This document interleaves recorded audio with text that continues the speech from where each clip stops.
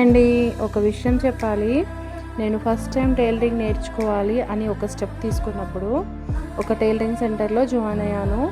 నా సిచ్యువేషన్ మొత్తం క్లియర్గా చెప్పాను. మేడం, నా ఫైనాన్షియల్ స్టేజ్ బాగాలేదు, ప్లీజ్ కంప్లీట్గా క్లారిటీగా నేర్పించండి అని.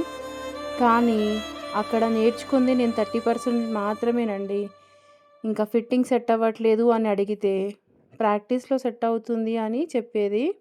మా బ్యాచ్లో 10 మెంబర్స్ ఉండేవాళ్ళు.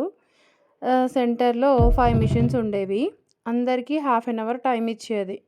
ఒక బ్లౌజ్ కుట్టాలంటే 3 డేస్ పట్టేదండి. అలా నేను మంత్స్గా కష్టపడి వేస్ట్ చేసుకున్నా. రిలేషన్స్లో దగ్గర వాళ్ళకి స్టిచ్ చేసినప్పుడు ఏ ఒక్కటి కూడా సెట్ అవ్వలేదు. అప్పుడు నేను ఒక డెసిషన్ తీసుకున్నాను.